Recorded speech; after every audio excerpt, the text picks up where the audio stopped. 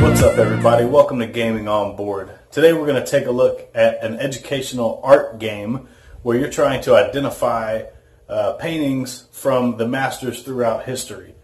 You'll have a certain number of painters depending on the number of players, and then we'll go through a deck of masterpieces and identify whether that one belongs to your painter or not. This is currently on Kickstarter. I will put a link to it in the comments below in the description of the video. And if you're already here on the Kickstarter page, welcome. Hope you enjoy this component highlight and how to play video. So let's take a look at the gallery, see what you get in the box and how to play. Let's go down to the table. Alright, so this is everything you will receive in a full pledge on the gallery. This is the full game, including the 3D printed pieces for holding the painter cards, the 3D printed easel, which will hold the deck of paintings, and the pull tie bag that will hold this 3D printed easel because it folds right up. This comes out and everything fits perfectly in here for easy storage inside the box. But this is a really well designed, good quality easel that will hold the entire deck of painting cards without an issue. I haven't had any issues with this falling over. Here is the actual game box. We've got some examples of the paintings and the masters here on the box. We've got art all the way around if you want to display it vertically or horizontally. We've got some good stuff here. And this is a nice quality box. See, it's got art even on the inside there. Nice and thick. Nothing flimsy here.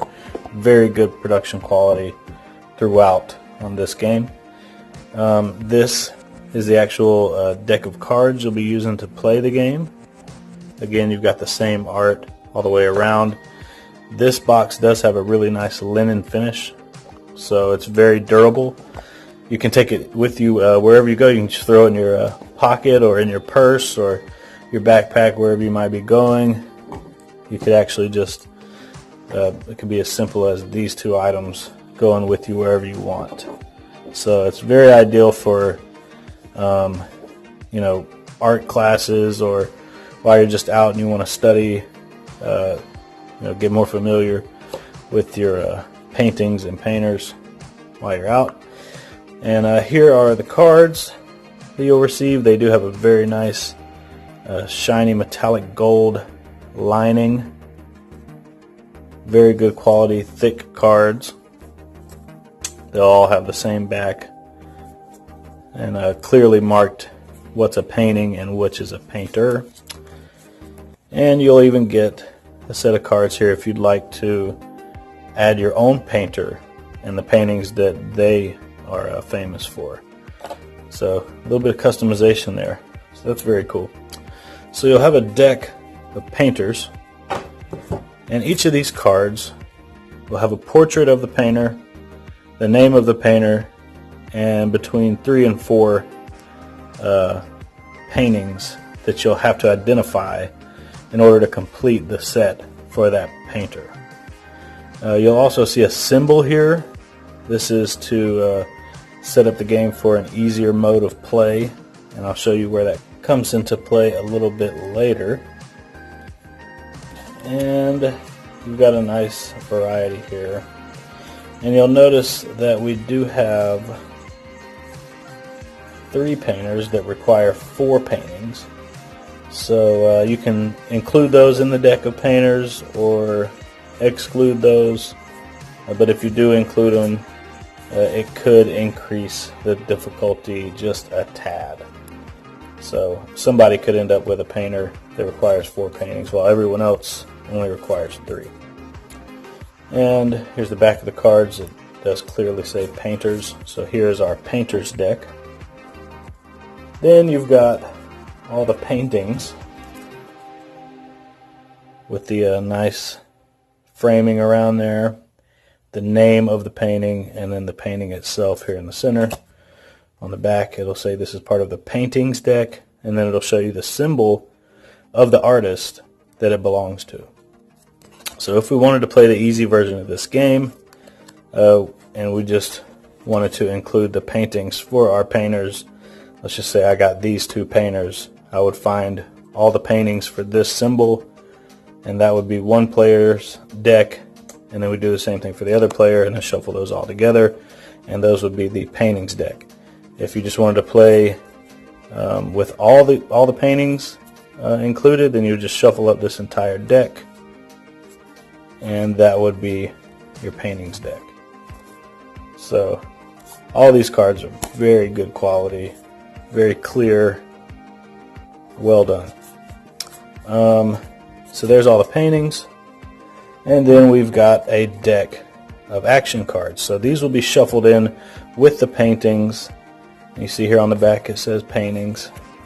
So these will be shuffled in, and as they come up, whoever's turn it is will have to do whatever it says here. So you could end up having to draw a new painter. That does not replace your old painter. This gives you an additional painter to complete in order to win the game. So it just got a little bit harder for you. This one says discard one of your painters. It can include the paintings.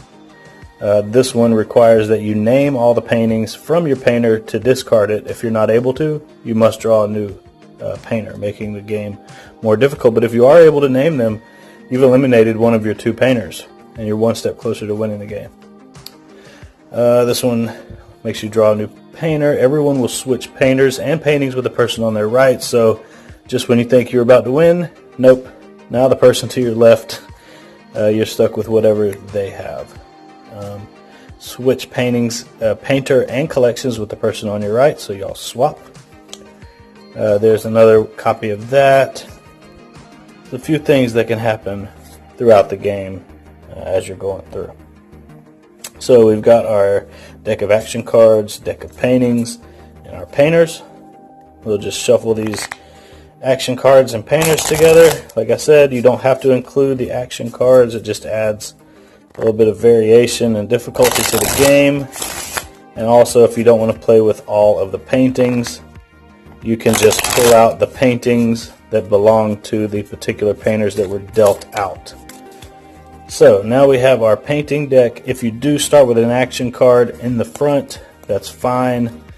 Just shuffle it back into the deck, and we'll start with whatever painting is up.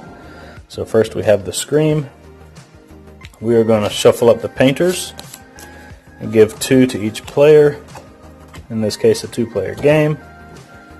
And remember, these have the names of the paintings on them, so you're going to want to slide this in before you look at your painter.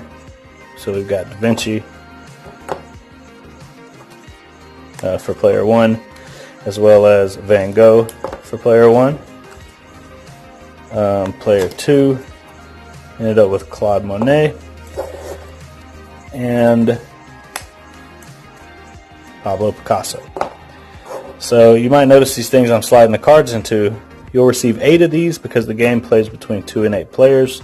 And these are 3D printed card holders for the gallery. And that's what your cards will go in. So player 1 will take a look at this painting and try to decide if it belongs to either one of his painters. I'm not sure if it does or not.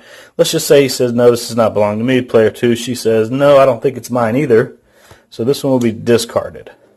Then we'll look at the next painting, and they'll decide, okay, yes, I think that's mine. Then it'll be the next player's turn.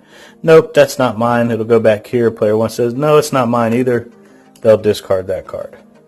Goes back to player 2. Everyone will switch painter and paintings with the person on their right. So that was player 2's entire turn. Everybody swaps paintings and painters. Since it's a 2-player game, they're just going to swap with each other. And then it's back to player 1's turn to decide if they think this belongs to them. The game continues like that until someone believes they have all the paintings for both of their painters, and then they will reveal their cards If they were not correct, they are eliminated from the game, and in the case of a 2-player game, player 2 will now be the winner. Otherwise, they have been eliminated, and the other players will continue until someone else successfully identifies all of the paintings for both of their painters. So there you have it. That is the gallery. Everything you get in the box. This is currently on Kickstarter. I'll put a link down in the description below. If you're already at the Kickstarter page, thank you for visiting. Be sure to check out the stretch goals, which will include additional painters and paintings to make even more replayability and learning opportunities for this game. As you know, since this is a learning game and it is meant to teach us about the masters and their paintings throughout history. Once again, thank you for watching this video. Hope you gave a good idea about how the game is played, what you'll get in the box. Be sure to check out Gaming on Board on Facebook, Instagram, and Twitter. And as always, thank you for watching, and play all the games.